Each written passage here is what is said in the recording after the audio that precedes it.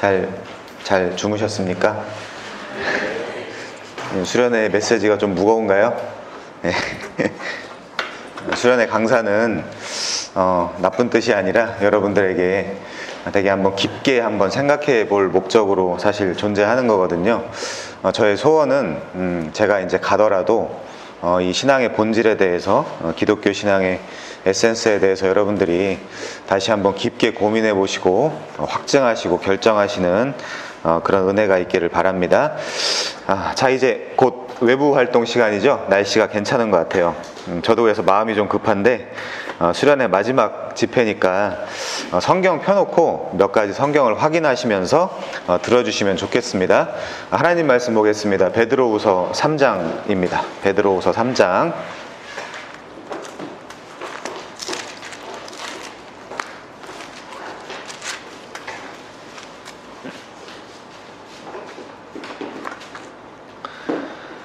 베드로후서 3장 17, 18절 보겠습니다. 제가 봉독해 드립니다. 베드로후서 3장 17, 18절입니다. 그러므로 사랑하는 자들아, 너희가 이것을 미리 알았은즉 무법한 자들의 미혹에 이끌려 너희가 굳센 데서 떨어질까 삼가라. 오직 우리 주 그를 아는 지식에서 자라가라. 영광이 이제와 영원한 날까지 그에게 있을지어다. 아멘. 지금 우리가 읽은 본문은 이 베드로가 죽기 직전에 쓴 마지막 편지의 마지막 권면이라고 할 수 있어요. 말하자면 유언과 같은 것입니다. 이 페트로스는 신약성경에 무려 150번이나 등장하며 예수의 수제자라고 불리는 아주 중요한 사도입니다. 서신을 둘을 썼어요. 여러분들이 잘 아시는 바와 같이 베드로 전서와 베드로 후서가 있습니다. 오늘 본문이 속한 이 베드로 후서라 이름하는 이 베드로의 마지막 서신은 앞선 베드로 전서와 아주 극명한 문체나 표현상의 차이가 납니다. 그리고 매우 지적인 고급 헬라어들이 잦은 빈도로 등장을 해요. 게다가 본 서신은 그의 본래의 직업이 뭐죠? 어부입니다. 그의 성향과는 잘 맞지 않게 소위 영지주의자라고 느껴질 만큼 이 지식에 대한 강조를 합니다. 그리고 다른 신약 성경에는 등장하지 않는 쉬운 7개 정도의 아주 독특한 희귀한 표현들이 나와요. 이런 이유로 이 베드로 후서는 이 베드로가 쓴 것일 리가 없다라는 사람들이 있습니다. 물론 개혁교회는 아니죠. 자, 교회사 속에서 논쟁의 여지 없이 이것은 하나님의 말씀이다라고 받아들였던 책을 호모 레고메나라고 불러요. 근데 지금까지도 여러 가지 이유로 도대체 이것이 왜 성경인지 모르겠다라고 의문을 표현하는 책들을 안티레고메나라고 부릅니다. 근데 오늘 이 베드로 후서야말로 오늘까지도 이 안티레고메나라고 불리는 소위 정경성, 이게 성경이냐 라고 심각한 그 의심을 받는 대표적인 서신 중 하나예요. 야고보서라든가 베드로 후서, 유다서, 요한 2, 3서 그런 것들이 있습니다. 동방의 시리아 교회 같은 데는 요한계시록도 성경이 아니다라고 지금까지도 그렇게 받아들이고 있습니다. 근데 한번 보실까요? 1장 1절에 자신의 본명을 히브리어 세머로 시몬이라고 분명히 밝히고 있어요. 그리고 1장 16절부터 17절에 보시면 소위 변화산에서의 직접적 경험을 이야기하고 있어요. 그리고 3장 1절에서 보시면 첫째 편지, 즉 베드로 전서를 언급하며 이 둘째 편지를 쓰고 있다는 것을 말합니다. 그리고 무엇보다도 모든 성경이 하나님의 감동으로 된 하나님의 말씀으로 믿는 우리 개혁파 성도들의 성경관으로 두고 볼 때 본서는 베드로 전서처럼 누군가에게 대피를 시켰든 베드로 전서는 실루아노가 대피를 했거든요. 베드로 전서 5장 12절에 보면 그렇게 나와 있습니다. 아무튼 본서는 베드로의 저작이고 하나님의 말씀인 성경, 정경이라고 보는 것이 가장 안전할 것이며 정확할 것입니다. 그게 우리 4월 교회죠. 여러분, 가장 강력하게 호모 레고메나, 그러니까 자유주의자들도 다 인정을 하는 그 정경에 속한다라는 로마서 자체의 증언에 의하면 더디오가 대피를 했다라고 하는 거 아십니까? 그 로마서 16장 22절에 그런 게 나와요. 아무튼 그런 것은 중요한 것은 아닙니다. 베드로가 본서를 기록할 때는 이 전서를 기록한 시기와 큰 차이가 나지 않는다는 게 학계의 정설이에요. 로마의 황제, 그때는 네로의 시대였습니다. 서신 기록 당시에 로마의 전대미문의 대화재 사건이 있었어요. 현대 학자들은 이 네로가 방화를 했다라는 사실을 여러 가지 논거를 들어서 부정합니다. 원래도 화재가 자주 발생하던 로마였어요. 근데 AD 64년 7월 18일에 로마 성내의 원형 경기장 부근에서 우연히 촉발한 이 대화재는 10여일 동안 지속이 되었고 로마의 14개 지역 중에 10개의 지역을 거의 초토화시킬 정도로 큰 화재였다라고 합니다. 당시 휴가 중이었던 네로는 급히 참사를 수습하고 이재민에게 의식주를 공급하는 등 최선을 다해 이 대화재를 진압하려고 했습니다. 근데 민심은 진압되지 않았어요. 이때 여러 이유를 들며 네로의 방화설까지 나돌았습니다. 그때 네로가 민심 수습책으로 생각해낸 것이 결국 당시 강성하던 신흥 종교였던 기독교의 모든 것을 뒤집어 씌우고 기독교인들과 그들의 대표자인 사도들을 닥치는 대로 핍박하고 학살하는 것이었어요. 우리 방금 영상 보셨죠? 활활 불타는 로마 시내를 보면서 네로가 술을 마시고 노래를 부르거나 춤을 췄다는 것은 그저 과장법에 익숙한 인간들의 욕구, 그 자극적인 그 욕구를 충족하기 위한 허무맹랑한 소설이자 허황된 과장이라는 것이 최근 학계에 거의 공통된 견해입니다. 하지만 황제 네로는 당시 이단이요, 사악한 미신, 또 로마 제국에 의해 왕 흉내 내다가 처형된 죄인인 그리스도를 믿는 자, 그를 따르는 자라는 오해를 받고 있었던 이 기독교인들을 이 민심 수습책의 희생양으로 삼았어요. 이때부터 대박해를 시작하며 그리스도인들을 학살했기 때문에 화형도 하고 참수형도 하고 막 그랬습니다. 영상에 봤다시피 배고픈 이제 짐승들에게 먹이를 주거나 막 그랬어요. 그래서 네로가 거의 최초의 기독교 박해자이자 폭군 또는 정신 이상자로 역사에 낙인 찍히는 원인이 되었던 것입니다. 이 AD 64년경부터 이후 수년간은 로마 제국 전역에 흩어져 있었던 그리스도인들에 대한 로마 정부의 대대적인 박해의 시기였다라고 해도 과언이 아닙니다. 어제 말씀드렸던 그 십자가형도 훗날에 콘스탄티누스가 그리스도를 존경하면서 그 십자가형을 폐지시킨 거거든요. 그때까지는 계속해서 십자가형이 존재를 했습니다. 게다가 로마뿐 아니라 주변 국가들까지 당시 그리스도인들이 소위 성찬식이 뭐죠? 즉 자신들의 주님의 피와 살을 먹는다고 해서 식인종으로 몰아붙이기도 하였습니다.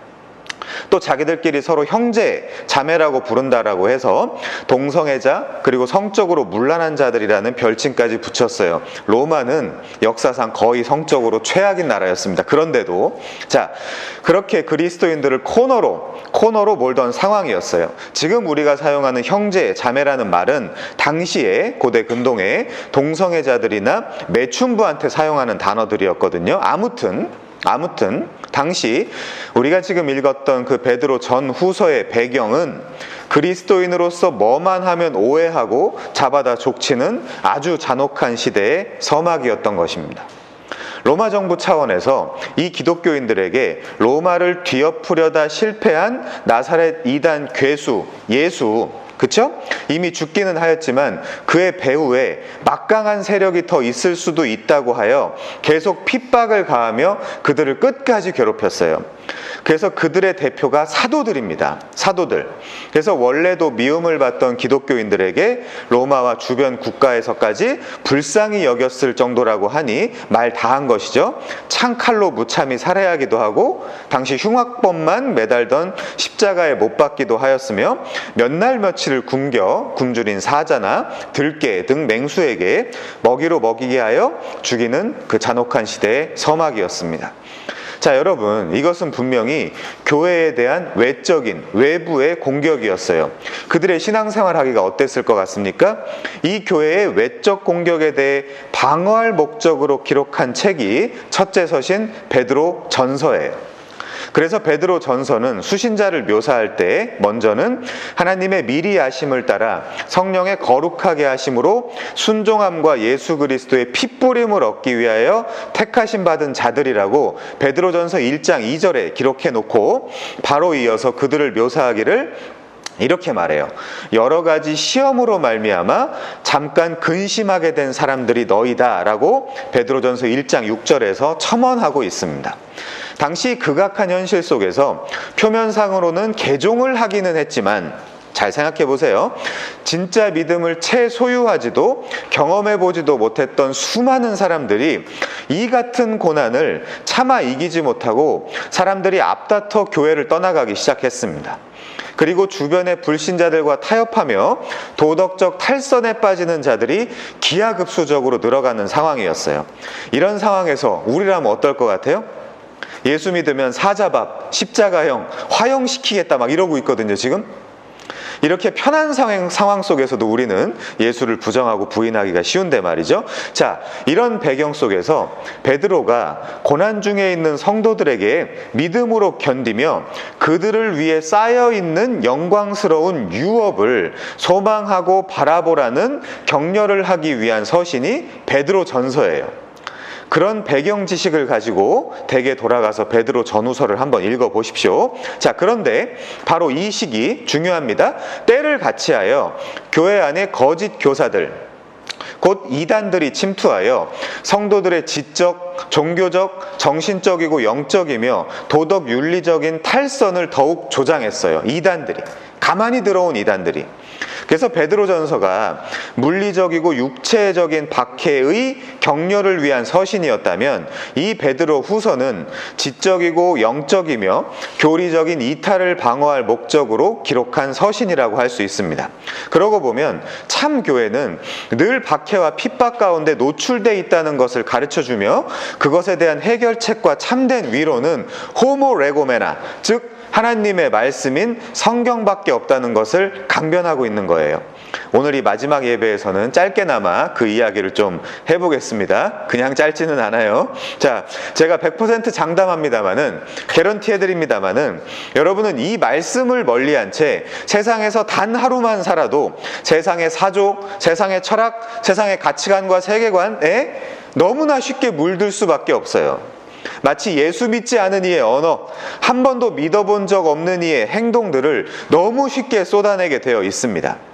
베드로후서 당시도 마찬가지였어요. 우리 성경을 보면서 베드로후서 1장 1절입니다. 수신자를 우선 보면서 이야기를 할게요. 자, 예수 그리스도의 종 둘로스, 예수 그리스도의 종이며 사도인 시몬 베드로는 우리 하나님과 구주 예수 그리스도의 의를 힘입어 동일하게 보배로운 믿음을 우리와 함께 받은 자들에게 편지하노니. 결국 뭡니까, 여러분? 사도는 지금 이미 구원받은 자들, 이미 구원받았다라고 하는 자들에게 편지한다는 거예요. 그런데 바로 그때 교회로 가만히 들어온 몇 사람들이 거짓 사설들을 퍼뜨리기 시작했는데 본서에 나타난 그 대표적인 이단 사설은 크게 세 가지입니다. 첫 번째, 성경관이에요. 두 번째, 구원론입니다. 세 번째, 종말론이에요. 즉 부활의 소망에 대한 것입니다. 기독교에 대한 가장 중요한 것들을 헤레시, 즉 이단들이 아주 교활하고 또 교묘한 방식으로 공격한 것이에요. 성경을 계속 확인하면서 좀 들어봅시다. 그들, 거짓 교사들은 우선 첫 번째 성경을 함부로 해석했습니다. 그게 베드로후서 1장 19절부터 21절에 나와요. 또 성도들을 구원관, 즉 은혜라는 선물로 얻게 된, 그러니까 율법에서 오는 정죄로부터의 자유를 미처 날뛰어도 된다는 도덕적 방종으로 잘못 해석하도록 만들었습니다. 그게 2장 19절에 보면 자유를 줬더니 자유를 줬더니 멸망의 종들이 되어버리더라 라는 말씀이 있어요. 자, 또 세 번째, 성도라면 종말관이죠. 누구나 대망하며 살아야 하는 그리스도의 재림을 부인하게 하는 것. 그거는 3장 4절에 있네요. 주께서 강림하신다라는 약속이 어디 있냐? 조상들이 잔 후부터 만물이 처음 창조될 때와 같이 그냥 지금도 있다 하는 주장이 거짓 선생들, 거짓 교사들의 전략이었습니다. 그러니까 첫 번째, 성경에 대한 공격, 두 번째, 구원에 대한 왜곡, 그리고 세 번째, 주의 재림에 대한 부인은 하나같이 용서받을 수 없는 가장 강력한 범죄들인 것입니다. 본서의 기록 목적을 좀 더 펼쳐서 구체적으로 보겠습니다. 첫 번째, 성경관입니다. 우선 우리 베드로후서 1장 12절부터 보겠습니다. 베드로후서 1장 12절. 그러나 너희가 이것을 알고 이미 있는 진리에 서 있으나, 수신자들이 뭐라 그랬어요? 이미 믿는 자들이라 그랬어요. 그렇죠? 너희가 이미 진리에 서 있으나 내가 항상 너희에게 생각나게 하려 하노라. 내가 이 장막에 있을 동안에, 그러니까 뭐예요? 살아있을 동안에라는 이디엄이에요. 살아있을 동안에 너희를 일깨워 생각나게 함이 옳은 줄로 여기노니, 이게 뭐냐? 이게 사도적 소명이에요. 가르침. 자, 14절. 이는 우리 주 예수 그리스도께서 내게 지시하신 것 같이 나도 나의 장막을 벗어날 것이 임박할 줄을 알미라. 무슨 뜻입니까, 여러분? 죽을 때가 됐다는 거예요. 나도 이제 떠날 때가 됐다는 거예요. 근데 그 죽음은 예수께서 지시하셨다는 것입니다. 죽음의 방식까지도. 자, 우선 15절 계속 볼게요. 내가 힘써 너희로 하여금 내가 떠난 후에라도 어느 때에나 이런 것을 생각나게 하려 하노라. 사도적 소명. 마찬가지 지금 교회에서도 사도적 선지자적 소명을 우리 조 목사님이 감당하면서 여러분에게 계속해서 가르치는 거예요. 자, 오순절 성령 강림 이후 성령에 묶여서 자기 마음대로도 못 살고, 이게 그리스도인이에요. 자기 마음대로도 못 살고 또 이제 예수께서 지시한 것과 같이 죽을 날이 임박했다는 사실을 베드로가 이미 알고 인식하고 있다는 거예요. 그리고 그는 사도 직분을 맡았기 때문에 이미 수신자들이, 이 편지를 받을 자들이 진리에 서 있기는 하지만 그들을 일깨워서 계속 생각나게 할 것이고, 힘써 너희로 지금부터 말하려는 것, 바로 이런 것을 각인시킬 목적의 편지라는 뜻입니다. 자, 그럼 15절에 이런 것이 지시하고 있는 것이 무엇일까요? 당연히 문맥을 보면 되겠죠. 우선 16, 17절 보겠습니다. 16절. 우리 주 예수 그리스도의 능력과 강림하심을 너희에게 알게 한 것이 교묘히 만든 이야기를 따른 것이 아니요 우리는 그의 크신 위엄을 친히 본 자라. 여기 우리가 누굴까요? 제자들, 사도들이에요. 자, 17절. 지극히 큰 영광 중에서 이러한 소리가 그에게 나기를 이는 내 사랑하는 아들이요 내 기뻐하는 자라 하실 때 그가 하나님 아버지께 존귀와 영광을 받으셨느니라. 이 소리는 우리가 그와 함께 거룩한 산에 있을 때의 변화산이죠. 하늘로부터 난 것을 들은 것이라. 자, 베드로는 야고보, 요한과 함께 전에 예수 생전 그를 따를 때 모세와 엘리야와 예수와 더불어 서로 말씀을 나누신 것을 변화산에서 직접 목격한 사람이에요. 그때 하늘로부터, 물론 성부입니다. 성부가 이는 내 사랑하는 아들이요 내 기뻐하는 자니 너희는 그의 말을 들으라 라는 음성을 주셨어요. 놀라운 사건이죠. 그걸 직접 보고 그걸 직접 경험한 사람이에요. 누가? 베드로가. 그러니까 모세, 율법을 상징합니다. 엘리야, 선지자를 상징해요. 이 두 사람은 구약 전체를 퉁치는 표현이에요.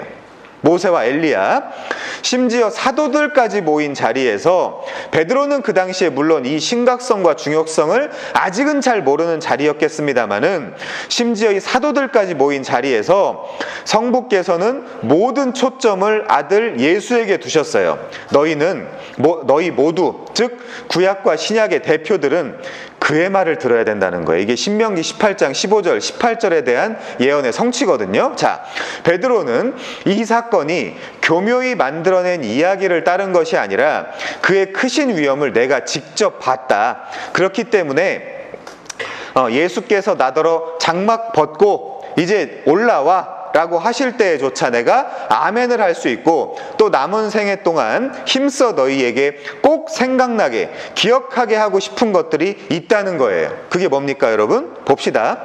베드로전서 1장 19절부터 21절이요.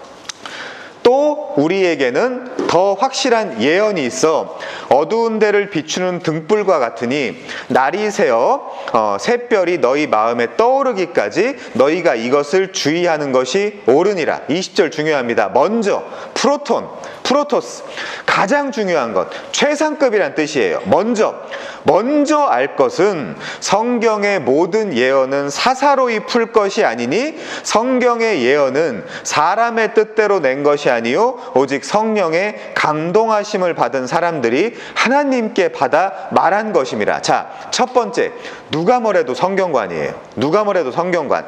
이 베드로는 분명 변화산에서 아무나 그리고 함부로 할 수 없는 놀라운 경험을 했어요. 율법을 대표하는 모세를 보았고 선지자를 대표하는 엘리야를 보았어요. 지금 죽은 자들이 부활하여 나타난 것입니다. 더 놀라운 것은 베드로는 아주 분명하게 성부 하나님의 음성을 들었어요. 현재 여러분의 삶이 아무리 디프레스드, 망가져 있어도, 또 내 삶이 아무리 쓸모없게 느껴져도 생각해 보세요. 여러분이 지금 성부의 음성을 듣는다면 지금 당장 순교라도 하러 갈 수 있을 정도의 용기와 배포가 생길 것입니다. 죽은 자가 부활한 것을 넘어서 성부 하나님의 음성을 직접 듣는다고 생각해 보세요. 우리가 이렇게 느슨하게 살 수 있을까요? 그런데 베드로는 지금 뭐라고 합니까? 19절에 보니까 내가 직접 경험한 그 변화산 사건보다, 죽은 자들이 부활했고 성부의 음성을 들은 그 사건보다 더 확실한 예언이 있다. 더 확실한 예언이 있다. 그것은 분명 어두운 데를 비추는 등불과 같다. 날이 새어 너희 마음에 떠오르기까지 너희가 이것을 꼭 주의해라. 먼저 알 것은 성경의 모든 예언은 절대 사사로이 풀지 마라. 예언은 언제든지 사람의 뜻으로 낸 것이 아니요 오직 성령의 감동하심을 받은 사람들이 하나님께 받아서 말한 것이다. 여러분, 아무것도 모르는 사람들이 기독교를 체험의 종교라고 합니다. 아니에요. 기독교는 체험의 종교가 아니라 계시의 종교예요. 하나님의 자기 계시. 여러분, 그따위 체험은 다른 종교를 믿어도 얼마든지 할 수 있고, 심지어 종교를 가지지 않아도 종종 왕왕 경험할 수 있는 것들이에요. 베드로는 지금 자신이 경험한 이 변화산에서의 그 놀라운 체험보다도 더 확실한 예언인 뭐가 있다? 문맥적으로 성경이 있다. 그 성경을 절대로 함부로 사사로이 풀지 말라고 지금 경고하고 있어요. 이거 여러분 분명히 받아들여야 돼요. 변화산에서 말 한마디 들은 것보다 성경 전체의 하나님의 자기 계시가 훨씬 더 중요하다. 그것을 받아들이라는 거예요.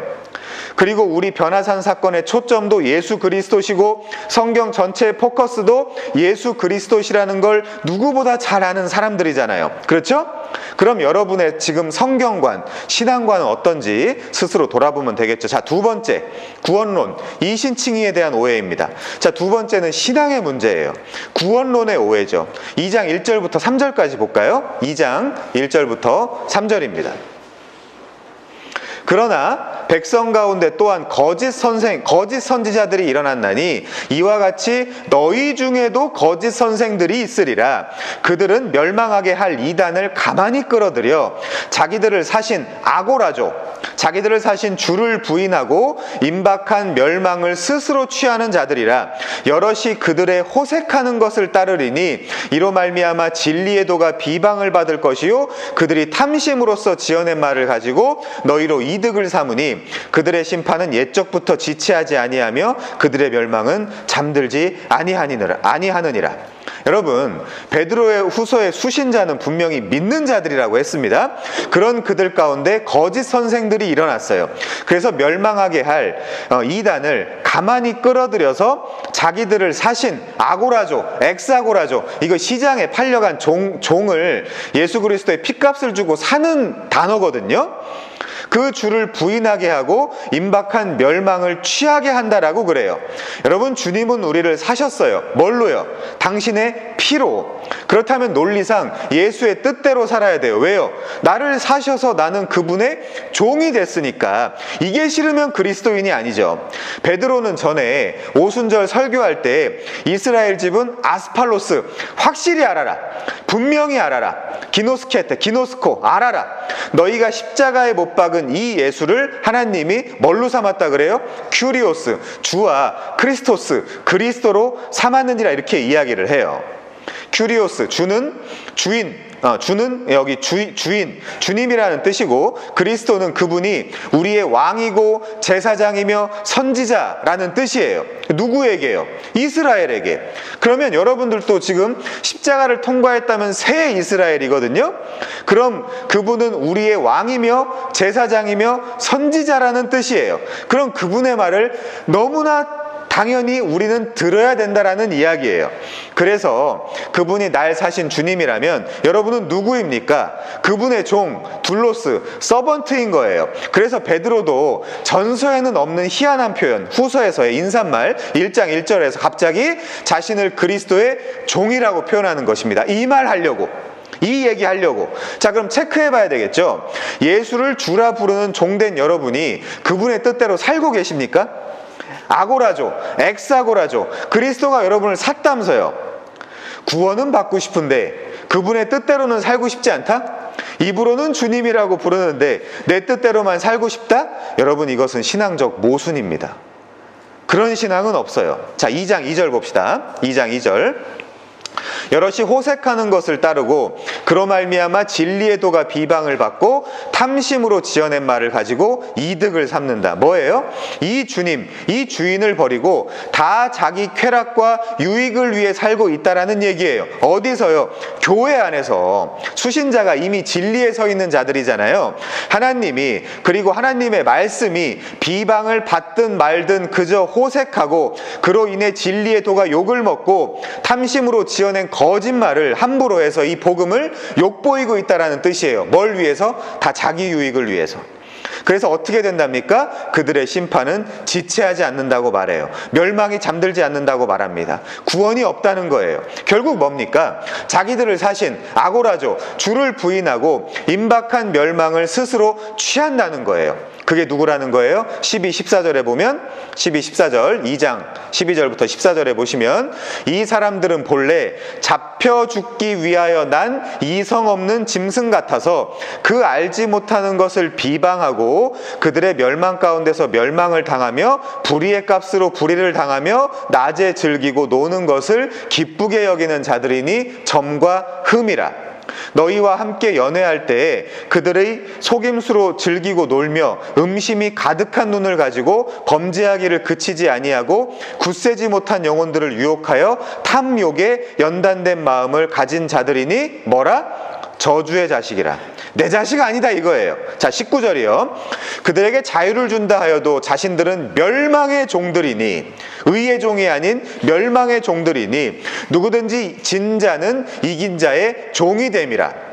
만일 그들이 우리 주 대신 구주 예수 그리스도를 알므로 세상의 더러움을 피한 후에 다시 그 중에 얽매이고 지면 그 나중 형편이 처음보다 더 심하리니 의의 도를 안 후에 받은 거룩한 명령을 저버리는 것보다 알지 못하는 것이 도리어 그들에게 나으니라. 이 의의 도를 알고 거룩한 명령을 저버리는 것보다 차라리 뭐래요? 알지 못하는 게 낫대요. 모르는 게 낫대요. 자, 개혁주의 교회에 적용하면 주경신학을 공부하고 조직신학을 외우며 교회사를 이해하고 실천신학을 책으로 배워 머리만 커질 바에 몰라서 그랬어요.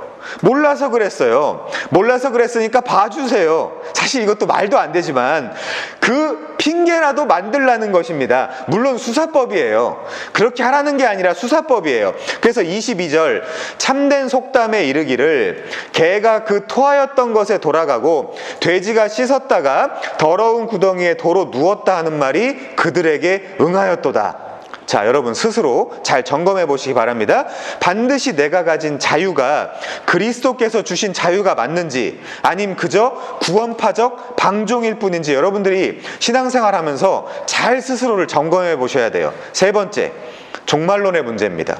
주의 재림에 대한 그 강림에 대한 약속에 대한 문제예요. 이제 우리 베드로후서 3장 1절부터 5절을 봅시다. 사랑하는 자들아, 내가 이 둘째 편지는 뭐예요? 전서와 비교해서 후서입니다.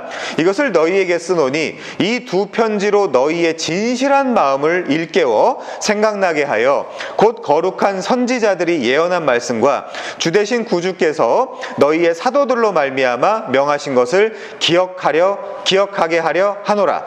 먼저 이것을 알지니 말세에 조롱하는 자들이 와서 자기의 정욕을 따라 행하며 조롱하여 이르되 주께서 강림하신다라는 약속이 어디 있느냐?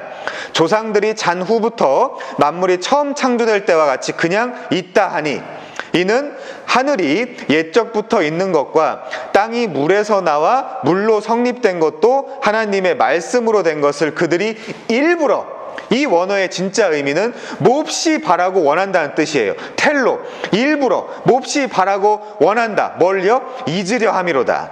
자, 세 번째는 몇몇 사람 빼고 모든 인간이 가장 강력하게 부정하고 싶어하는 예수 그리스도의 강림이에요. 재림이죠. 그런데 이것은 거룩한 구별된 선지자들이 예언한 말씀과 주되신 구주께서 너희의 사도들로 말미암아 명하신 것이라고 합니다. 그게 뭐예요? 성경이죠. 그때 하늘과 땅은 불사르기 위하여 보호하신 바 되어 경건하지 아니한 사람들의 심판과 멸망의 날까지 보존하여 둔 거래요. 잠깐 동안. 누가 이것을 좋아하겠습니까? 누가 이 메시지를 좋아하겠어요? 물론 좋아하는 자들이 있죠. 아까 제가 깜짝 놀랐는데 마라나타를 외쳐가지고. 자, 14절입니다. 14절. 그들은 주 앞에서, 이게 마라나타를 외치는 자들이에요. 14절, 주 앞에서 점도 없고 흠도 없이 평강 가운데서 나타나기를 힘쓰는 자들이에요. 요한계시록 14장의 언어를 사용하면 어린 양이 어디로 인도하든지 그를 따라가는 자들이에요. 베드로가 종종 사용하는 이 점과 흠이라는 표현은 구약의 제사 제물에서 따온 표현입니다. 하나님께 바칠 제물은 점도 없고 흠도 없어야 돼요. 그 말은 모든 일을 그리스도 안에서 행하라, 모든 일을 그리스도 안에서 걸어가라 라는 뜻이에요. 바울의 표현을 빌려서 말하면 너희 몸을 거룩한 산 제물로 드리라 라는 말이고, 노래나 부르라는 것이 아니라 네가 찬양이 될 것이며 히브리서 기자의 표현대로 네가 찬양의 제사를 드리라 라는 뜻입니다.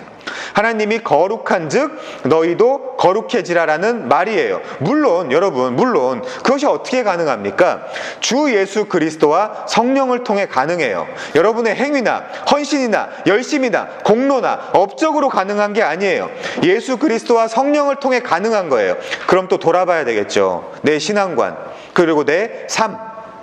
자, 첫 번째, 이 성경관을 바르게 해서 성경의 주인공이신 예수님을 분명히 알고 믿으며 그분의 영이신, 두 번째, 성령의 인도함을 받아 방종된 생활을 접을 것이며, 세 번째, 날마다 주의 강림하신다라는 그 약속을 붙잡고 사는 삶이야말로 기독교 최고의 교리이며 신앙생활의 핵심이에요. 더 이상 뭐가 없어요. 이게 전부입니다.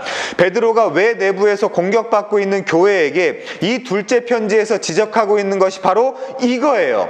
떠나기 전에 가장 해주고 싶은 말이에요. 죽기 전에. 그러니까 뭐예요? 말 그대로 이 서신은 베드로의 유언장이에요. 초대교회 성도들은 사도들로부터 우리를 구원하신 그리스도께서 금방 다시 오실 것이야, 금방 다시 오실 거야, 그때 성도들은 바로 즉각적으로 그리스도의 영광에 참여하게 될 것이므로 그리스도의 재림에 대한 소망을 가지고 살라라는 가르침을 받고 있었어요.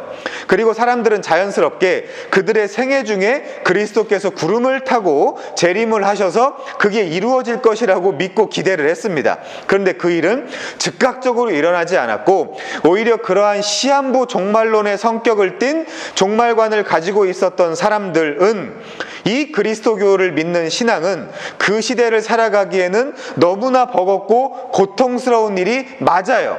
그래서 자연스럽게 사람들의 신앙은 점차 약화돼 갔어요. 이렇게 얘기했습니다. 주님 안 오시네. 주님 안 오시네. 이러면서 말이죠. 지금도 사람들이 그러고 있잖아요. 이 틈을 노린 거짓 선지자들은 이 그리스도의 재림 교리에 대해서 마구 공격을 했어요. 그것은 선지자들이 교묘하게 만들어낸 헛된 이야기에 불과하며 1장 6절이죠. 사도들의 가르침은 모두 거짓된 것으로 이 세상이 창조된 이후로 주의 재림은 없을 것이며 장차 하나님의 심판 같은 것은 절대 없을 것이다. 그게 3장 4절이에요.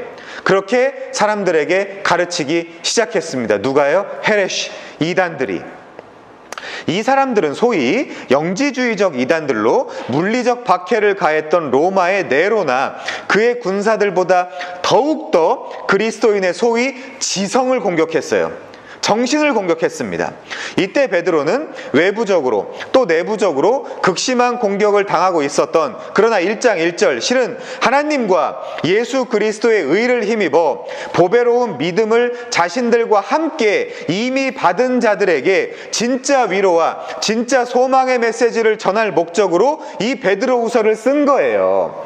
자신의 죽음이 임박한 것을 알게 된 베드로가 생애 마지막으로 쓴 유언장과 같은 편지가 이 베드로 후서인 것입니다. 그러니 사실 우리에게 얼마나 중요한 메시지겠어요. 여러분도 유언장 같은 거 써보셨습니까? 때로는 유언장을 쓰면서 자신의 인생을 되돌아보고 또 자신이 가는 길이 정말 맞는지를 생각해보기 위해서 그런 프로그램들을 교회가 아니더라도 많이 진행들 하고 있지 않습니까?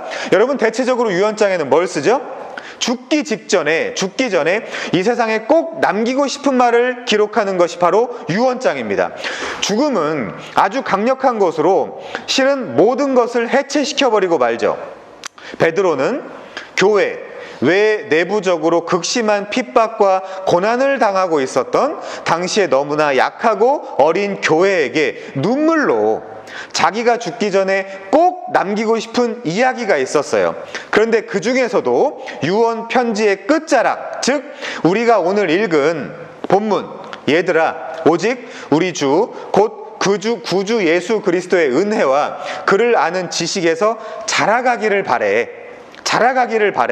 영광이 이제와 영원한 날까지 그에게 있을 거야. 기운내고 힘내. 내가 응원할게. 내가 기도할게. 라는 마음이 담긴 문장이 오늘의 본문인 것입니다. 그리고 베드로가 자신의 편지, 자신의 유언장에서 말하는 구주 예수 그리스도의 은혜와 그를 아는 지식에서 자라간다는 것을 추상이 아닌 구체적으로 말하면 첫 번째, 성경관 똑바로 할 것. 두 번째, 구원론 똑바로 할 것. 세 번째, 종말론 똑바로 할 것. 이거예요. 바로 오늘 읽은 본문 베드로의 이 마지막 권면에 문맥적으로 다 묶여 있는 거예요. 성경관 똑바로 하고 이신칭의 복음을 왜곡해서 방종하지 말 것이며 마지막으로 주의 강림의 약속을 붙잡고 살아라. 그 소망 가운데 살아라. 죽기 직전에 노 사도가, 그것도 예수 그리스도를 가장 가까이에서 섬기고 그에게 직접 배우고 한 걸음 한 걸음 동행하면서 그의 공생에 모든 것을 함께했던 모든 제자들 중에 대표인이 베드로가 그 모든 것을 경험하고 난 노년에 자신의 인생을 정리하면서 후대에 가장 남기고 싶은 마지막 유언장, 그리고 그 유언장의 마지막 한마디가 오늘 본문 우리 주 곧 구주 예수 그리스도의 은혜와 그를 아는 지식에서 자라가라는 거예요. 여러분, 그의 마음이 느껴지십니까? 우리 1장 13, 14절 좀 볼까요? 다시 봅니다. 여기 내가 이 장막에 있을 동안에 너희를 일깨워 생각나게 함이 옳은 줄로 여기노니. 내가 죽기 직전에 나 곧 가거든, 나 곧 죽거든. 근데 그 전에 이는 우리 주 예수 그리스도께서 내게 지시하신 것 같이 나도 나의 장막을 벗어날 것이 임박한 줄 알미라. 이 마음이에요. 베드로의 마음이. 이 말은 죽을 때가 가까워 왔다는 것입니다. 예수 그리스도께서 언제 베드로에게 그가 그의 장막을 벗어날 것, 즉 그가 이 세상을 떠나게 될 것을 예고하셨죠? 언제 하셨죠? 어디서 하셨죠? 바로 요한복음 21장입니다. 요한복음 21장에는 십자가를 지시고 죽으신 예수님을 벗어나 물고기를 잡으러 도망간 제자들과 베드로에게 직접 예수님이 나타나셔서 네가 나를 사랑하느냐라고 3번을 물으신 사건이 기록되어 있어요. 요한복음은 베드로가 십자가를 피해서 도망간 후에 에이 몰라, 이제 물고기나 잡으면서 살아야 되겠다라고 생각했던 그의 모든 계획도 다 실패로 돌아가 물고기조차도 잡히지 않더라 라고 기록하므로 성도의 인생이 어디로 어떻게 흘러가는지를 다시 한번 생각하게 해요. 그 중에서도 제가 잠시 요한복음 21장 18절을 좀 읽어드릴게요. 보실 분들은 보세요. 요한복음 21장 18절입니다. 내가 진실로 진실로 내게 이르노니, 이건 반드시 일어난다는 뜻이에요. 내가 진실로 진실로 내게 이르노니 네가 젊어서는 스스로 띠띠고 원하는 곳으로 다녔거니와 늙어서는 내 팔을 벌리리니 남이 내게 띠띠우고 원하지 아니하는 곳으로 데려갈 거야. 자, 19절도 볼까요? 이 말씀을 하심은 베드로가 어떠한 죽음으로 하나님께 영광 돌릴 것을 가르치심이러라. 이 말씀을 하시고 베드로에게 이제 나를 따르라 이래요. 이게 제자도예요. 이게 제자도입니다. 의역하면 이런 거예요. 베드로야, 여기 여러분의 이름을 넣으면 돼요. 베드로야, 여태껏 네 마음 내키는 대로 살았잖아.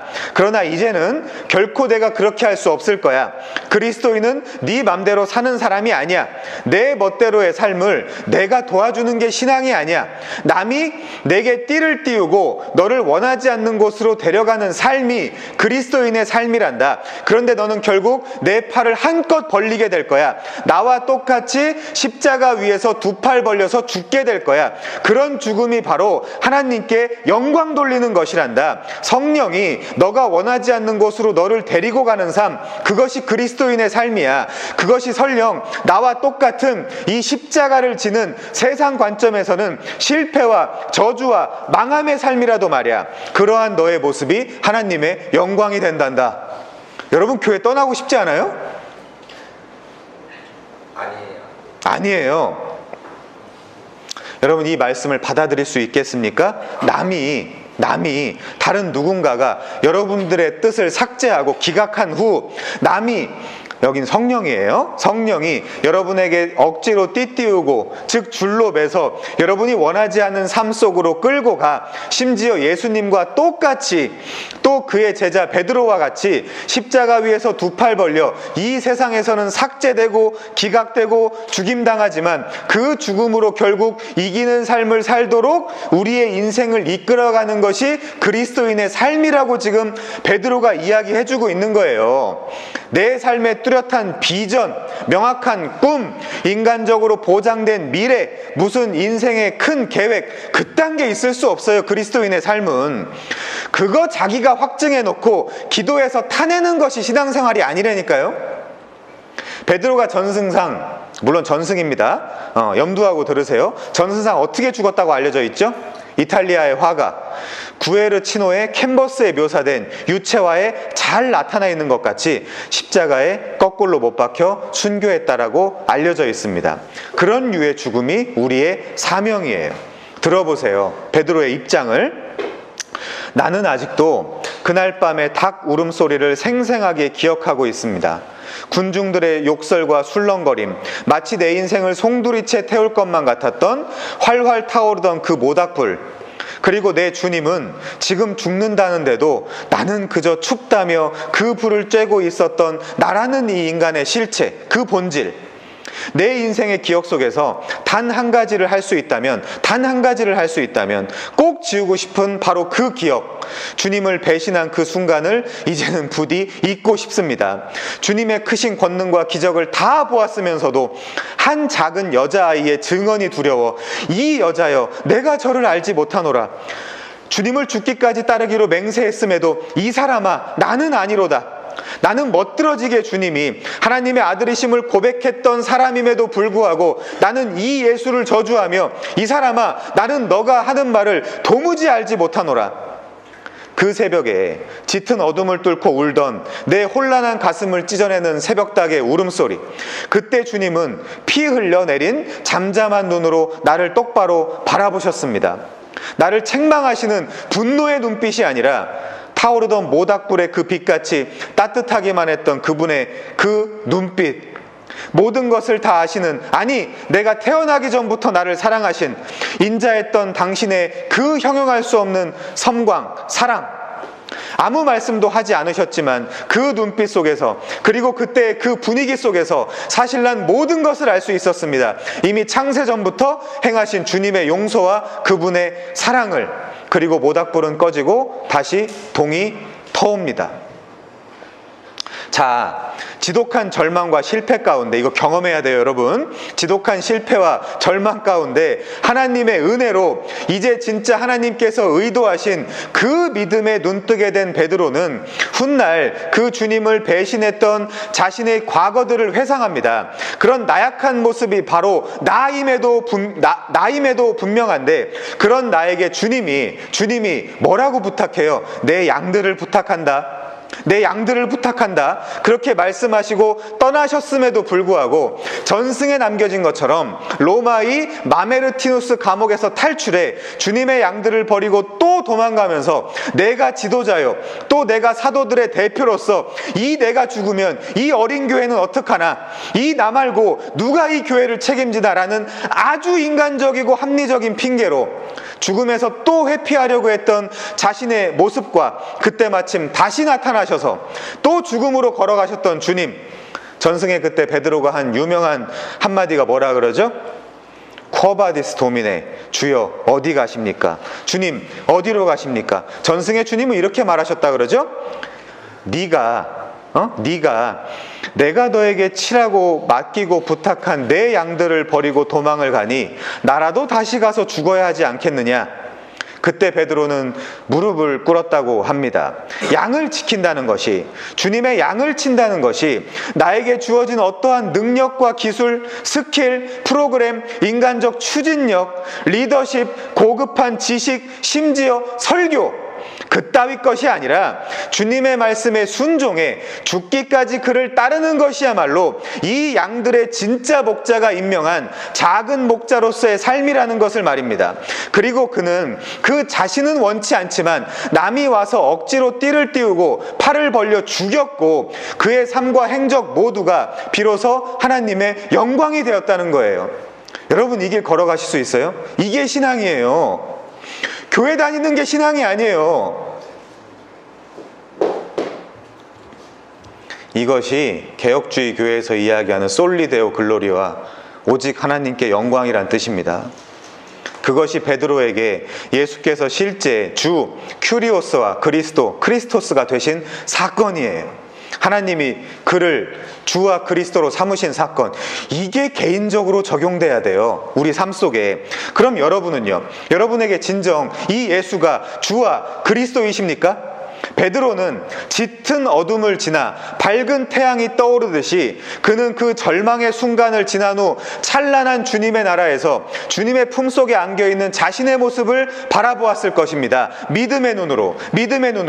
때로 수탉이 우는 소리가 들릴 때마다 온 세상의 수탉을 몽땅 다 죽여버리고 싶을지 모르는 그에게 평생토록 눈물을 흘리고 하나님께 무릎 꿇고 기도드렸던 이 베드로의 후회와 회한, 그리고 그의 좌절과 상처, 얼룩진 삶, 부끄러움 투성이의 인생, 그 마지막 죽음까지도, 이 모든 것이 합력하여 결국 그를 불로 연단하여도 없어질 금보다 더 귀한 믿음의 사람으로 만들었던 거예요.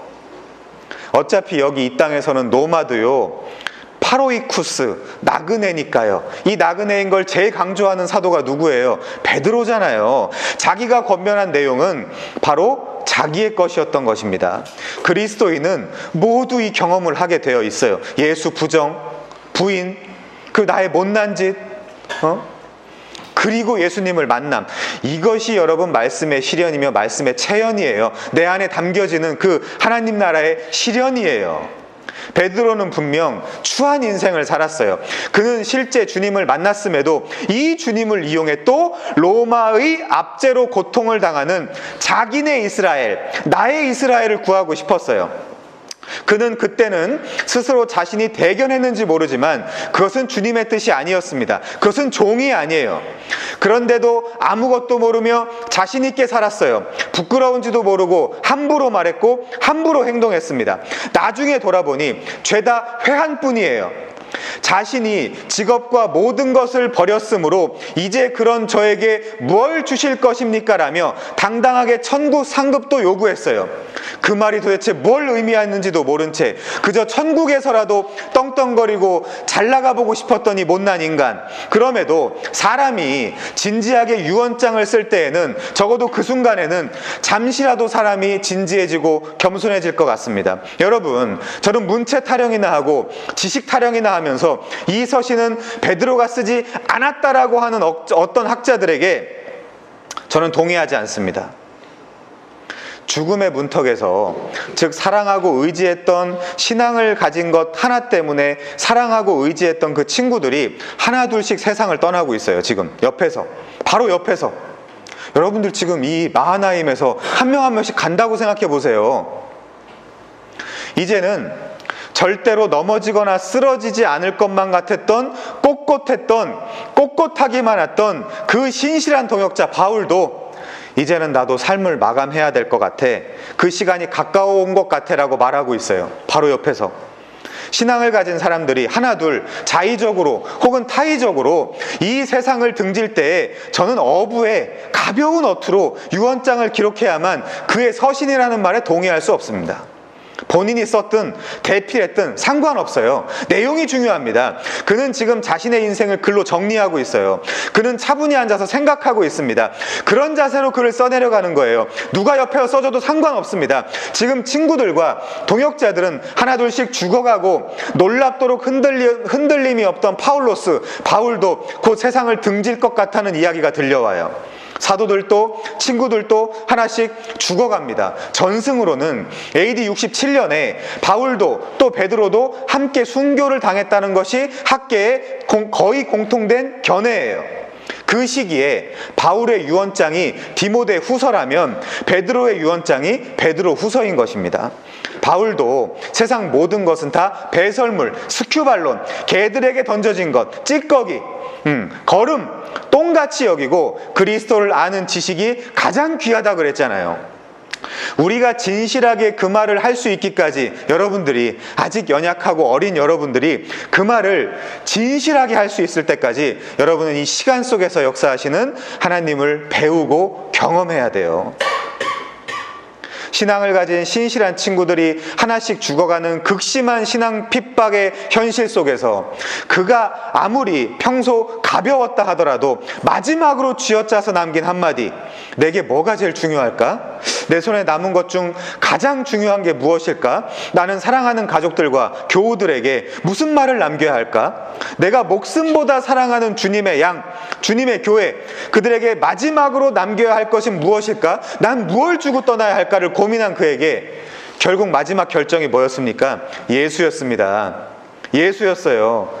그것이 오늘 우리가 읽은 본문이에요. 오직, 물론 원문엔 오직이라는 말은 없습니다. 그러나 우리 주 곧 구주 예수 그리스도의 은혜와 그를 아는 지식에서 자라가라.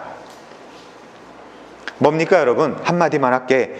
너희의 주관적 경험보다 더 귀한 예언의 말씀 성경 똑바로 읽고 거짓 선생을 따라 방종에 미친 짓을 거둘 것이며 그것을 죄사함의 특권으로 여기지 말 것이며 주의 강림의 약속, 재림의 약속을 확실히 붙잡고 살아라. 거룩한 행실과 경건함으로 하나님의 날이 임하기를 바라보고 간절히 사모해라. 깨어 있어라.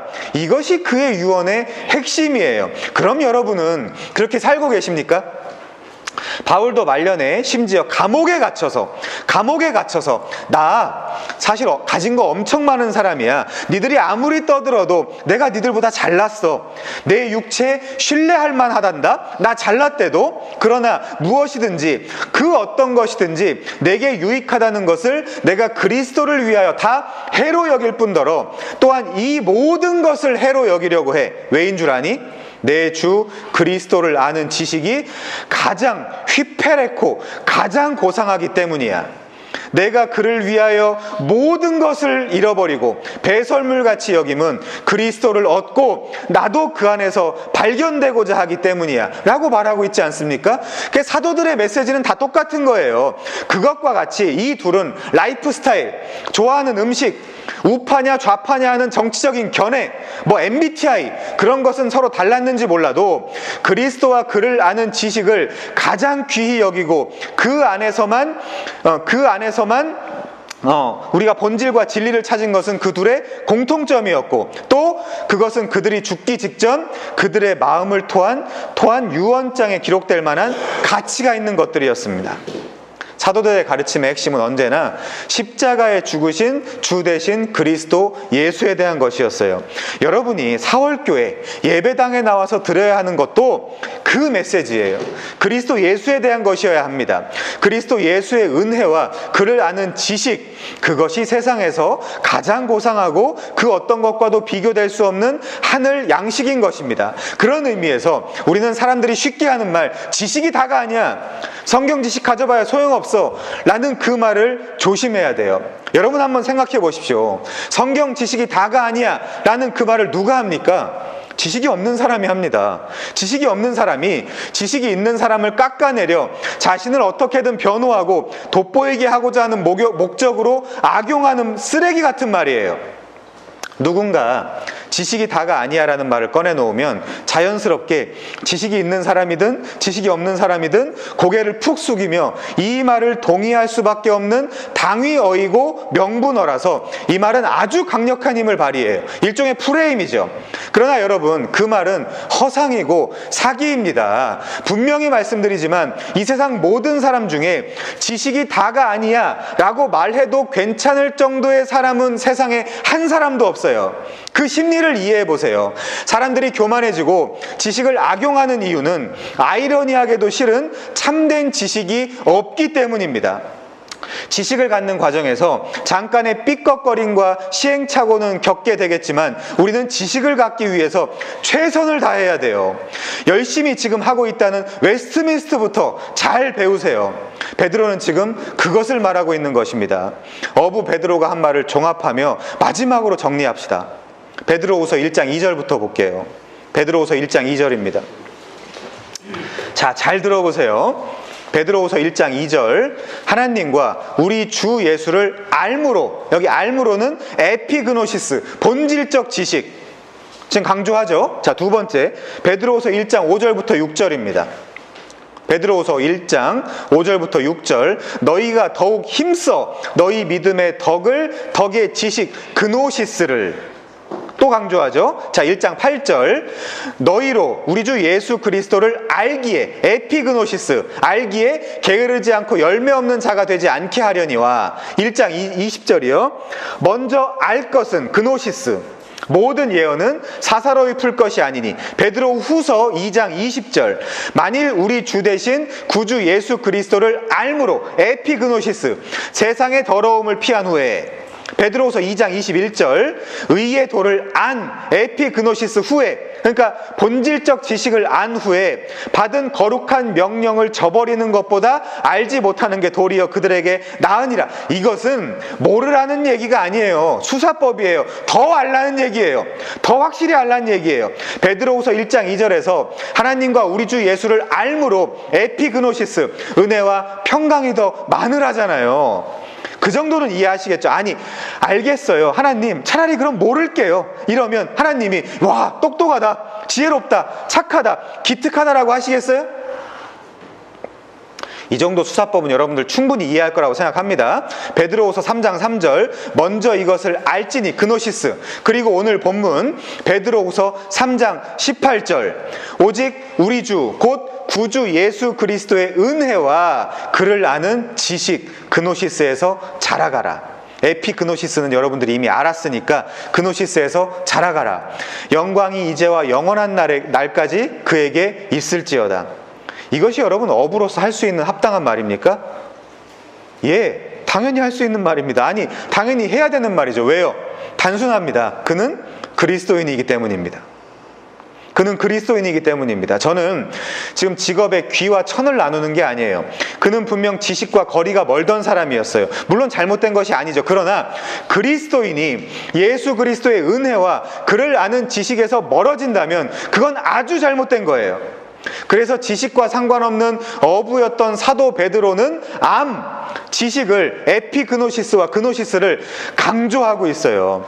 그것이 어떤 직업이든 그가 그리스도인이라면 너무나 당연히 이 그리스도를 알아가는 문제를 무시할 수가 없는 거예요. 그 내용이 뭐라고요? 문맥적으로 첫 번째, 먼저는 성경관이고, 두 번째, 구원론이며, 마지막으로 종말론인 것입니다. 이게 기독교의 핵심이에요. 그래서 베드로가 오순절 성령을 받자마자 이렇게 말해요. 그런즉 이스라엘 온 집은 확실히 알지니 기노스코, 야다, 이 부부관계의 그 친밀하고 깊은 지식, 너희가 십자가에 못 박은 이 예수를 하나님이 주와 그리스도가 되게 하셨느니라. 확실히 알아라. 그분은 주와 그리스도시다. 그분이 성경의 주인공이시며 구원의 주제시요 너희 왕이시며 재림하셔서 너희를 심판할 사사 재판관이다. 그 말이 이 표현에 다 들어가 있는 거예요. 어차피 잘 들으세요. 알아야 한다는 것만 인식하고 이 그노시스에 열심을 내지 않으면 여러분도 어차피 이 베드로 후서를 안티레고메나, 즉 비정경으로 우회적으로 지지하는 거나 다를 바가 없는 거예요. 프랙티컬 어세이스트, 실천적 무신론자, 그걸 실천적 무신론자라고 합니다.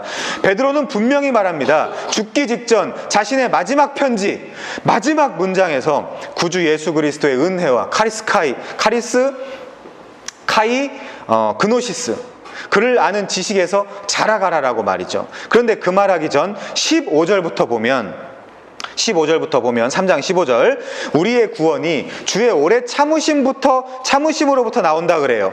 베드로가 경험했고 믿기로 그를 내가 믿어줘서 그래서 상으로서 구원을 받는다거나 착하게 살아서 구원받는 것이 아니라라는 뜻이에요. 이 말을 하기에 성경 안에서 가장 적합한 사람이 누굽니까? 물론 강도지만 강도는 예외적 인물이니까 바로 베드로입니다. 그는 조금이라도 나는 주 앞에서 떳떳해요. 난 참 잘했어요. 스티커 붙이면서 나 참 잘했어요. 그렇게 그리스도께 자신을 자랑할 것은 하나도 없는 사람이에요. 그는 예수를 부인하고 부정했을 뿐 아니라 심지어 저주하고 부인했어요. 우리도 마찬가지 아닙니까? 그래서 오직 구원은 주의 참으심, 즉 주의 인내에 있다라고 베드로는 강변하고 있는 거예요. 그래서 주님은 하라고 참고 있다는 거예요. 그러니까 주님의 인내가 뭡니까? 주님이 그냥 참는 것, 단순히 우리를 참아주는 것, 그 정도가 아닙니다. 그것은 주님의 오래 참으심, 주님의 인내의 본질이 아니에요. 하나님은 분명 전지전능한 분이에요. 그는 무한하고 완전한 사랑과 또 똑같이 완전한 공의를 갖고 계신 분이에요. 완전한 사랑과 완전한 공의를 가진 분이, 잘 들으세요, 무엇을 하시지 아니할 수 없는 어떤 엄연한 사실 가운데로 당신 스스로가 들어가셨다는 것입니다. 무엇인가에 스스로 얽매였어요. 그것을 성경이 뭐라고 표현합니까? 그것이 바로 베리트 카라트 디아데케 언약이라는 거예요. 언약. 인간은 하나도 한순간도 지키지 않더라도 하나님 당신은 당신 스스로가 하신 모든 약속과 언약을 지켜야 돼요. 왜죠? 하나님이니까. 에이 아피스투멘 피스티스 메네이, 우리는 미쁨, 이 신실함이 없을지라도 그는 항상 신실하셔서 자신을 부인할 수 없어요. 자신이 한 말을 부인할 수 없어요. 하나님이라면 반드시 내뱉은 말을 지켜야 한다는 것입니다. 그래야만 하나님이고 그래야만 신실한 하나님이에요. 그래야만 여러분이 그분을 믿을 수 있는 거예요. 그래야 시건치 않는 하나님입니다. 그런 하나님이 스스로 뭘 하셨대요? 약속, 언약을 하셨어요. 그것도 인간을 구원하겠다라는 약속을 하셨어요. 그럼 그가 이를 지키지 않을 수 있습니까? 포기하거나 실수하거나 중간에 실패할 수 있습니까? 없습니다. 없어요. 그런 하나님은 믿을 필요가 없어요. 하나님 스스로 당신이 무엇을 하시지 않을 수 없는 그곳으로 빠져버리셨어요. 이것이 바로 성경이 말하는 언약 안에서의 하나님의 오래 참으심에 대한 아주 명확한 개념이에요. 언약은 그런 것입니다. 그 오래 참으심, 그 언약 때문에 구원이 될 줄로 여기라라고 15절에서 말하는 거예요. 그리고 그는 우리가 사랑하는 형제 바울도 그 받은 지혜대로 너희에게 이같이 썼다라고 말하고 있습니다. 자신의 동역자, 즉 자신은 유대인의 사도지만 이방인들의 사도인 바울도, 물론 칼같이 구분할 수는 없습니다. 아무튼 자신과 바울은 실은 똑같은 구원론을 가지고 있다는 말이에요. 바울의 서신들도 주의 오래 참으심에 대해서 썼다는 것이죠. 그 구원론의 핵심은 바로 은혜라는 겁니다. 그 은혜를 알아라. 그리고 그 지식을 알아라. 저더러 혹은 여러분더러 여러분의 힘으로 구원을 이루라는 거, 행하라는 거, 지켜내라는 거, 여러분 그건 복음이 아니에요. 유한겔리온 복음이라는 건 들어서 일단 기뻐야 돼요. 그건 복음이 아니에요. 은혜가 아닙니다. 물론 내 죄와 방종에 대한 정당성을 감히 십자가나 언약에서 찾으려는 자들은 십자가를 모독하는 죄로 더 큰 형벌을 받게 될 것입니다. 우리가 실은 아무런 기쁨도 없는 가운데서 신앙생활하고 있는 것은 이 복음의 본질을, 은혜의 본질을 깨닫지 못하며 경험하지 못하며 살고 있기 때문이에요. 원인은 그거 하나밖에 없어요. 하나님의 놀라운 구원을 깨닫지를 못합니다. 논리와 이성으로는 좀 아는 것 같은데 그것을 삶에서 실제 경험하며 살고 있지를 못하고 있습니다. 성경은 분명 진정한 믿음이 주어지면 세상을 이긴다고 하는데 우리는 이런저런 모양으로 매일 매순간 넘어지고 쓰러지기만 할 뿐 승리를 경험하지 못해요. 이런 현실 속에서 우리가 무엇을 해야 합니까? 그 복음적 삶, 그 은혜의 삶, 그 은혜의 지식이 무엇인지를 깨닫고 그 삶을 실제 살아내기 위해 그를 알 뿐 아니라 그에게 나아가야죠. 그게 우리 수련회 아닙니까? 그것을 오늘 본문에서 은혜, 카리스와 지식, 그노시스, 그것을 알라고 이야기하는 거예요. 베드로도 바울도 동일한 복음, 동일한 구원, 동일한 은혜에 대해서 말해요. 다시 말씀드리지만 그것은 주의 참으심, 즉 주님께서 당신이 이 언약을 지키지 않을래야 않을 수 없는 곳에 스스로 매이셨다라는 언약적 표현이에요. 16절에 보면 바울의 모든 편지에도 이런 일들에 대해서 말하고 있다라고 합니다. 바울 서신의 모든 내용이 주의 참으심, 즉 구원과 복음과 은혜로만 가득가득하다라는 뜻이에요. 근데 문제가 있습니다. 그의 편지 중에는 알기 어려운 것들이 덜어 있다는 거예요. 그래서 무식한 자들과 굳세지 못한 자들이 다른 성경, 타스 로이파스 그라파스, 디 아더 스크립처스, 복수 형태예요. 그러니까 복수형 스크립처스니까 그것들과 같이 억지로, 그러니까 거기 나나주를 따라 내려오면 교묘하게 풀다가 스스로 멸망에 이르느니라라고 경고하고 있어요. 그러니까 절대적으로 마지막까지 이 성경관에 대한 경고를 하고 있는 거예요. 성경 제대로 해석해야 돼. 똑바로 해석해야 돼. 성경관 분명히 해야 되라고 이야기하고 있는 것입니다. 여러분, 그래서 우리는 이 성경을 잘 다뤄야 돼요. 하나님의 음성보다 더 중요하다잖아요. 베드로는 무엇보다 이 성경에 대한 해석만큼은 정확하게 해야 됩니다. 우리의 인식 안에서 이 성경을 정말 열심히 공부해야 돼요. 문법부터 공부해야 됩니다. 그렇지 않으면 멸망에 이른다고 경고하고 있어요. 성경을 무엇으로 해석해야 됩니까? 성경을 성경으로 해석해야 돼요. 내가 보고 있는 성경 본문을 다른 성경에서 어떻게 이해하고 있으며 또 어떻게 도움을 주고 있는지 우리는 주의 은혜를 구하며 신중하게 검토해야 돼요. 그게 성경을 잘 대하는 우리 개혁교회의 성경 읽기 방식이에요. 이 모든 타이트한 이야기를 한 끝에 베드로는 오직 우리 주 곧 구주 예수 그리스도의 은혜와 그를 아는 지식에서 자라가라, 이렇게 권면하고 있는 거예요. 그렇다면 이 마지막 말, 마지막 유언은 성경관, 구원관, 종말관을 분명히 하는 그 지식을 굳게 하라는 뜻입니다. 너무나 다행히 자라가라는 것은 분명 실수를 용납해주는 말이 확실해요. 우리가 성경을 아주 완전하고 완벽하게 이해하고 해석하며 읽으리라고 실은 하나님도 기대하진 않아요. 그래서 알아가라는 것입니다. 그래서 PBS, GBS 주어지면 열심히 하세요. 이 말이 뭘까? 열심히 공동체잖아요. 공동체가 지혜를 쌓아안고 열심히 한번 해보세요. 하나님은 여러분의 실수와 실패로 보이는 이 인생길 그리스도의 십자가 안에서 다 용납하십니다. 그건 분명해요. 그것이 또한 언약 안에서 주의 참으심, 주님의 인내의 한 부분이에요.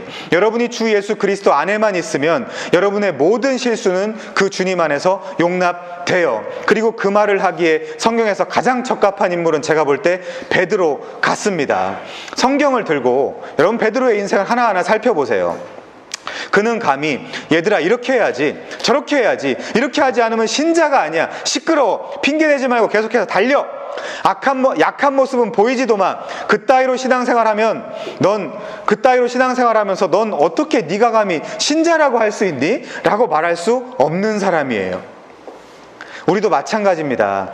주변의 친구들을, 이 동역자들을 너무 쉽게 정죄하지 마십시오. 우리는 다 약하고 못난 사람들이에요. 우리가 다 베드로입니다. 각기 양 같아서 제 길로만 가려고 하는 사람들이죠. 때때로 남을 정죄하지만 그 말로 함께 자신도 정죄하고 있는 진짜 모습을 보지 못하고 큰 소리를 치고 있을 가능성이 농후한, 하여튼 이래저래 답이 없는 웃기는 존재들이 바로 우리들 아닙니까? 그래서 평범한 사람의 대표인 베드로가 또 다른 평범한 사람들인 우리에게 얘들아 사실은 주의 은혜밖에 없더라 라고 말하고 있는 거예요. 사실 아무리 생각해봐도 인생은 주의 은혜밖에 답이 없습니다. 그것을 실존적으로 깨닫게 되는 날까지 여러분은 마치 오늘 이 말이 어제의 설교와 오늘 설교가 다 알아듣지 못하겠어도 이 모든 말을 다 깨닫게 되는 날까지 여러분은 마치 제 길로 가는 양처럼 제 길로 갔던 베드로처럼 수많은 시행착오와 실수와 실패로 점철된 인생을 살게 될 것입니다. 그럼에도 신앙생활의 본질은 굳이 철학적으로 말하면 여러분의 삶이라는 진료가 텍스트로서의 성경과 결합하여 형상을 부여내내며 성령의 도움으로 여러분이라는 나무의 성령의 열매를 맺게 되는 거예요. 김성주님 아시죠? 그 거룩한 기둥이라는 뜻이라고 하더라고요. 이름 자체가 십자가입니다. 그분의 유언장 중에 그 끝 문장만 인용하면 그는 이렇게 얘기해요. 돌아보니 삶이란 시련이 있고 고통이 있어서 더 아름답게 빛나는 것이었습니다. 어느 때보다 어렵고 힘든 시기지만 꿋꿋하게 이겨내시길 빌겠습니다. 이렇게 이야기를 해요. 그 일반은총 가운데 깨달은 삶의 지혜에 베드로의 유언인 그리고 성경인 구주 예수 그리스도의 은혜와 그를 아는 지식에서 자라가라를 더해 보십시오. 여러분은 이 세상 누구보다 강력한 그리스도인으로 은혜 받을 인생을 나에게 체현하며 복음의 본질을 액츄얼라이징, 실제화하면서 살아갈 수 있을 것입니다. 우리의 현실 2000년 전에 베드로가 유언장을 쓰던 당시의 현실과 크게 다르지 않습니다. 신앙생활 하기가 쉽지 않아요. 물리적 박해는 없는지 몰라도 훨씬 더 고도로 지성화된 세상의 공격이 있습니다. 여러분의 위험은 학교든 직장이든 하루만 세상에 발을 담그면 거기에 푹 빠져버린다는 것에 있습니다. 세속주의가 있고 만몬주의가 있습니다. 새로운 영지주의가 또다시 득세하고 있어요. 자유주의가 있고 신정통주의가 있습니다. 과학만능주의가 있고 쾌락주의가 있고 종교다원주의가 있어요. 4월 교회가 이런 거 안 하겠다는 교회 아닙니까? 어찌 예수만이 이 세상의 유일한 해답이겠느냐고 심지어 교회에서도 대놓고 이야기하는 시대입니다. 이교와 세상의 거짓된 철학들이 약하고 어린 그리고 어리숙한 여러분을 혼란스럽게 하는 시대입니다. 너무 큰 자신감을 갖고 살지 마십시오. 여러분은 아무것도 아니에요. 사람들의 비웃음이 있고 이 세상에 답답함이 있어요. 그러나 이 모든 것을 실은 주님이 함께 감내해 주실 것이며 주님 손을 잡고 동행해 주실 것입니다. 거기에 기대해야 돼요. 그것을 의지해야 됩니다. 그것을 믿어야 돼요. 그것이 신앙생활입니다. 그래야 그런 자들이 모임인 교회가 영광이 이제와 지금 영원한 날까지 그에게 있을 것이라고 말할 수 있는 거예요. 이처럼 은혜는 머무는 것이 아닙니다. 흐르는 것이고 계속해서 활동하는 거예요. 여러분 베드로가 한 말처럼 오직 우리 주 곧 구주 예수 그리스도의 은혜와 그를 아는 지식에서 계속 자라가십시오. 아욱사노, 말씀이 흥황하고 교회의 숫자가 많아진다라는 그 뜻이에요. 아욱사노, 계속적인 성장의 현재 명령법이에요. 그것이 여러분이 세상을 이기는 유일한 비결입니다. 참된 은혜와 평강을 얻는 유일한 길이에요. 진정으로 자유를 누릴 수 있습니다. 외부 강사와 총로는 이 정도로 끝내고 강로는 나중에 저보다 훨씬 훌륭하신 우리 조 목사님과 하나하나 정말 구체적이며 세부적으로 여러분의 부서 안에서 치열하게 한번 고민하고 실현해 봅시다. 그렇게 배우도록 해봅시다. 우리 인생의 지표가 되어야 할 오늘의 말씀, 예수 그리스도의 은혜와 그를 아는 지식에서 자라가기를 늘 소망하며 그 말씀을 여러분의 삶 속에서 살며 누리며 행하며 구가하는 복된 여러분이 되시기를 진심으로 소원합니다.